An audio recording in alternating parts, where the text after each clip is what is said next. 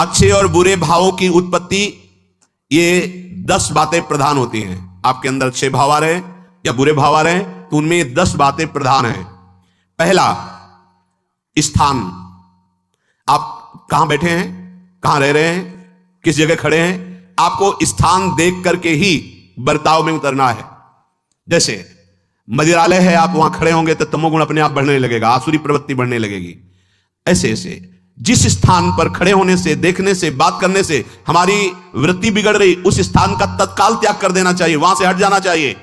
पहला है स्थान। जैसे सत्संग, यमुना जी का एकांतिक पावन तट, किसी लता के नीचे, किसी संत भगवान के सानिध्य में, अब हमारा ये स्थान भजन वृत्ति बढ़ाएगा। उस व्यक्ति का घर जिसके पास जाने से वासनाएं बढ़ रही, उस स्थान में जहां दृश्य देखने से हमारे अंदर गंदी बातें आ रही, पहला है स्थान। दूसरा है अन्न। बहुत बड़ा प्रभाव अन्न का होता है। अगर अधर्म के द्वारा कमाया हुआ अन्न तो बुद्धि अधर्म में ही लगेगी। यदि भोजन पकाते समय, रसोई रांधते समय आप विकारात्मक चिंतन कर रहे हैं तो कोई भी प्रसाद पाए उसके अंदर विकार जागृत हो जाएगा। अन्न का बहुत बड़ा प्रभाव पड़ता है। एक बार पूज्य पाद उड़िया बाबा जी महाराज अपने परिकर के साथ भ्रमण में थे तो किसी बड़े धनी मानी ने निमंत्रण दिया, महाराज आज यहीं रुको। तो बाबा ने कहा हम लोग गांव के अंदर नहीं रुकते। तो बाहर कोई वृक्षों का समुदाय, जंगल जैसा, तो उसमें वहां रुके, पर भोजन उनकी तरफ से। भोजन सबने पाया। जब सुबह हुआ तो महात्मा जन, साधक जन एक दूसरे की तरफ देखे और बोले आज तो हमको बड़ा दोष हुआ, गंदा स्वप्न आया और हमारा संयम बिगड़ गया। बोले ये तो हमको भी हुआ, जितने थे सबको हुआ। उड़िया बाबा के समीप गए। बाबा ने कहा अच्छा ऐसा हुआ, ये तो अन्न दोष है, बुलाओ अन्न पवाने वाले को, फिर चलेंगे। बुलाया और बाबा ने कहा बिल्कुल सत्य बोलना, नहीं तो आप जानते हो इतने महात्माओं के संयम को आपने भ्रष्ट कर दिया, सत्य बोलना क्या बात है। तो उनका महाराज संतान नहीं हो रही थी, सुना था आप बहुत सिद्ध महापुरुष हैं तो आपके परिकर को इसीलिए पवाया। अंदर काम भाव था कि हमारी कामना थी कि संतान उत्पन्न हो, वैसे ही चिंतन करते हुए बनाया ऐसे। बोले सबका संयम नष्ट कर दिया। होश में, नरक जाने वाली बात मत सोचो। अरे संतों को पवाओ जैसे अपने पुत्र को पवाते हैं, ऐसी भावना करनी चाहिए। आज हो भाग्य तो परिणाम खुद मंगल में निकलेगा। काम भाव से युक्त होकर क्यों बनाया, सब संतों के अंदर विकार पैदा कर दिया। अन्न का प्रभाव पड़ता है। हम जैसा अन्न पाते हैं वैसा, कई बार सुनाया है। सिद्ध महापुरुष पूज्य प्रातः स्मरण श्री बलराम दास जी महाराज झाड़ू मंडल के, यमुना के पावन तट पर ही है, रास मंडल के पास ही, वो अपने एक लता के नीचे बैठे हुए भगवत चिंतन कर रहे थे। अचानक यमुना जिस नजदीक है तो कोई माई स्नान किए हुए निकली तो नेत्रों ने देखा और विकार उत्पन्न हो गया। वयोवृद्ध सिद्ध महापुरुष, उन्होंने कहा अब तो इस शरीर को नष्ट कर दूंगा। शिष्यों ने कहा महाराज ऐसा क्यों? बोले किसी माता के शरीर को देखकर हमारे अंदर विकार क्यों आ गया?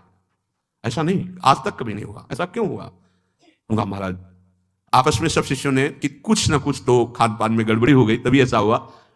बाबा आज परिक्रमा करते हैं वृंदावन की, बाद में आप जो आदेश करेंगे जैसा करेंगे, पहले परिक्रमा। वृंदावन की परिक्रमा का बहुत बड़ा प्रभाव। जब कभी मन आपका ऐसा विक्षिप्त हो, परेशान हो, तत्काल परिक्रमा प्रारंभ कर देना, नाम जप करते हुए। आप देखना परिक्रमा पूरी होते होते शांति हो जाएगी।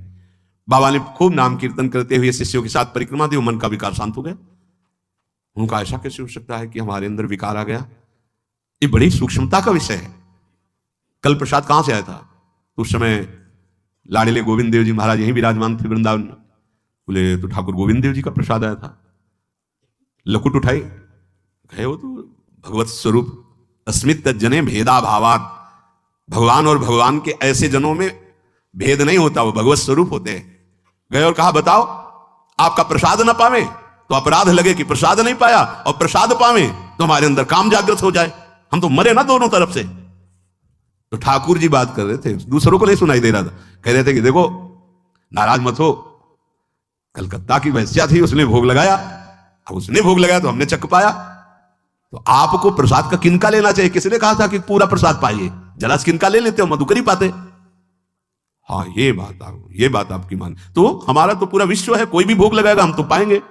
हमारे प्रसाद की निष्ठा आप सबके हृदय में, तो किनका लीजिए, पूरा मत पाइए। सोचिए, भगवत अर्पित प्रसाद और वृत्ति, भगवान ने आदेश किया किनका पाओ, माधुकरी मांग के खाओ। यहां वर्णन कर रहे, यदि हम अन्न थोड़ा भी हमारे अंदर दूषित चला गया, तो जब कभी ऐसी विकार की भावना हो, आपके अंदर विकार बन रहा है, तो खोजिए। आपने कोई दृश्य देखा है, आपने किसी से बात की है, आपने कोई ऐसा संकल्प बनाया, नहीं तो फिर भोजन दोष आ गया। अब आज उपवास कर दो, जब तक वो वृत्ति न नष्ट हो तब तक कुछ मत पाना। जल से काम चलाना, तो एक दिन एक पहर अपने आप शांत हो जाएगा। अगर बहुत विकलता हो रही तो नाम कीर्तन शुरू कर दो, भोजन मत पाना, नाम कीर्तन शुरू, बिल्कुल शांति मिल जाएगी, बिल्कुल। और ये तो उदाहरण महापुरुष इसलिए देते कि हम सावधान रहें। हमारे अच्छे भाव या बुरे भाव में ये 10 बातें बहुत प्रभाव डालती हैं। पहला स्थान, दूसरा अन्न, और तीसरा जल। पानी भी बहुत संभाल के नहीं, आजकल तो देखो प्रायः ऐसे दांत से प्लास्टिक नोचेंगे, ऐसे पानी पिएंगे, कब भरी गई, कहां भरी गई, कैसा पानी, बड़ा देखो कैसा हमारे भजन साधन के लिए विक्षेप पैदा होता चला जा रहा है। पहले सुंदर सरोवरों का जल, मतलब 15 वर्ष तो गंगा जल ही केवल पिया है, जो आकाशवृत्ति से मिला नहीं, गंगा जल ही पिया है। कुआं का जल, फिर आया हैंडपैप का जल, अपवित्र होने लगा। हैंडपैप में जो वाशर, अगर वो कहीं चमड़े का पड़ा हुआ है तो अपवित्र जल हो गया। अब हैंडपैप का भी अंतर ध्यान स्वरूप हो गया, अब तो नहीं दिखाई देता। अब रह गया है मोटर से निकले और फिल्टर में जाए, वो मशीन जो फिल्टर करती है पानी को, आरओ, उससे। अब वो जिनके पास है तो है, नहीं तो परिक्रमा लगाया हो, आपको पानी पीने को नहीं मिलेगा। देखो कैसा समय आ गया। भोजन, पहले कोई दगाबाजी भोजन में तो नहीं करता था। गांव में जब जिसके यहां दूध बेचा जाता था ना, उसको बहुत लघु दृष्टि से देखा है, गाय माए एक बराबर होती है, ये दूध बेचता है।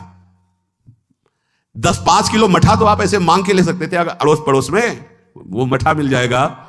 जब कोई उत्सव होता, फ्री दूध 100, 200, 500 किलो पूरे गांव के सब दे देते, कोई ऐसे बेचता था। अब दूध नहीं, जब बूढ़े लोग बैठते थे कहते थे पानी बिकेगा आगे चल के।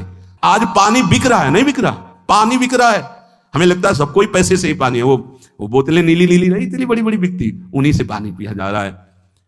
आगे और समय जल का प्रभाव पड़ता है।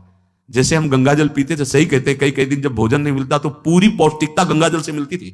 गंगा माता के जल से ऐसा लगता था मानो हम परम पावन अमृत पान कर रहे हैं, सारी पौष्टिकता मिलती थी। कुएं का जल अपने आप में पौष्टिकता से युक्त होता है, जो हमें चाहिए। आज देखो जल की समस्या हो गई, पवित्र जल पीने के लिए हम तरस रहे हैं। कहां है जल और कैसे मिलेगा जल? या तो आप पैसे वाले हो तो आप खरीद करके पीजिए, नहीं तो अब वो जल नहीं रह गया कि कुएं से निकाला पी लिया या सरोवर से पी लिया, या कैसा दुर्भाग्य है। जल का बहुत बड़ा योग है साधना में। जैसे स्थान का तो परम पावन वृंदावन धाम, अन्न का तो अब हम भगवत प्रसाद पाते हैं, तो जल का बहुत बड़ा योग है। आज दूषित होता चला जा रहा है, क्योंकि अब हाथ की बात नहीं रह गई है कि आप सुंदर कुआं से जल लें या सरोवर से जल लें या आप नदी से जल लें। स्वामी जी के लिए लिखा हुआ है रोज यमुना स्नान और रोज यमुना जल ही पान। हमारे वृंदावन के समस्त भगवत स्वरूपों का स्नान यमुना जल से ही होता था, हो रहा है और होता ही रहेगा। बिहारी जी के लिए आज भी कलश में भरकर यमुना जल ही जाता है। वो कपड़ा से ऐसे ढक के जब हम 2 बजे परिक्रमा देते थे तो एक महाभागवत है, वो किसी को छूते नहीं, दूर से कहते छूना मत, बिहारी जी के लिए जल जा रहा है, स्नान के लिए बिहारी जी का। फिर चौथा है आपका परिकर, जहां पर रह रहे हैं वो समुदाय, चाहे परिवार हो या आप समुदाय, वो कैसा है, रजोगुणी है, तमोगुणी है, सतोगुणी है या त्रिगुणातीत भागवतिक है, उसका प्रभाव पड़ेगा। 5वां है आपका पड़ोस, आसपास वाले घर, जैसा है वैसा प्रभाव पड़ेगा आपके ऊपर। पड़ोस निंदनीय है तो बंधन से युक्त होना पड़ेगा। लंका के पड़ोस में रहने के कारण अगाध महिमा वाले समुद्र को बांध दिया गया, रघुनाथ जी ने पुल बांधा। और दंड देने के लिए तैयार हो गए थे सरकार, अग्निबाण संधान कर लिया था, पड़ोस के कारण ही तो ना, पड़ोसी रावण था, इसीलिए आस पड़ोस का बड़ा प्रभाव पड़ता है। फिर अगला है दृश्य, इस पे बहुत सावधानी की जरूरत है। ये मोबाइल भगवान चल गए हैं, बहुत विस्तार से चल गए हैं। अब कोई छोटा मोबाइल रखना नहीं चाहता, सब वो स्क्रीन वाला रखना चाहते, टच मोबाइल। दृश्य से बचो, बच्चों, जवानों, बूढ़ों, सबकी वृत्ति जो माया आकर्षित करती, जो दृश्य हम देखने के लिए अंदर से उल्लसित है, वो मोबाइल में सब है, चाहे भागवतिक और चाहे सांसारिक। तो भाई देख लो, गुण दोष में संसार है। अगर आप दोष ग्रहण करना चाहते हो तो दोष ले लो, गुण तो गुण। बहुत बहुत खतरनाक विषय है और बहुत लाभदायक विषय है। किसी संत की वाणी एक बार समझ में नहीं आई, अगर हम 10 बार सुने तो समझ में आ जाएगी, ये लाभदायक है। कभी कोई किसी से बात करनी, पहले जा रहे तो पोस्ट कार्ड चलते थे, एक कार्ड, वो 15 पैसे का इतना बड़ा वाला आता था, 25 पैसे का बंद वाला लिफाफे में आता था, नीले नीले कागज का 15 पैसे वाला कार्ड, उसमें चिट्ठी जाती थी महीनों में। कभी यहां 1 मिनट में अमेरिका से बात कर लो, कितनी बढ़िया बात हो गई। उसका दुरुपयोग ना करो। अब हमारी इतनी चंचल वृत्ति है कि दुरुपयोग करने के लिए उत्साह बढ़ जाता है। बोले अब सब काम हो गया है, अब एकांत सेवन कर रहे हैं, अंदर से सिटकिनी बंद और मोबाइल भगवान का संग शुरू। 2-4 मिनट सत्संग और अच्छे दृश्य देखे, फिर बगले में वहां सब होता है कि आप बस उसको ऑन कीजिए, फिर जो मनोरंजन शुरू होता है, फिर उपासक मिटिया मेट हो जाता है। ये बहुत सावधानी की बात कह रहे हैं। वैसे हमें लगता है यदि आपको इस बड़े कार्य वाले ना हो तो छोटा मोबाइल रखे तो अच्छा रहता है। तो इसलिए ये एक ऐसा कलयुग भगवान ने रचा है कि बचा पाना बड़ा मुश्किल है। इससे वृत्ति को बचाओ, जो बचा ले गया वो आगे साधना कर सकता है। बहुत सावधान बच्चों। हमें लगता है यदि आपका मन चंचल हो, आपके शासन में ना हो, तो स्क्रीन वाला मोबाइल अपने माता पिता को दे देना चाहिए। और हम कहते रखो, छोटा वाला रखो, कभी कोई आपत्ति विपत्ति या सूचना देनी हो, बढ़िया काम करता है। जरूरी नहीं है इतना बड़ा लेके चलना। हाँ, अगर आपको बहुत राजकीय विभाग के कार्य हैं तो बात अलग है कि कौन सी सामान कहां कैसे, तो वहां से वीडियो भेज रहा है, वो चेक कर रहा है, यस हाँ ठीक है अब चलाओ अपने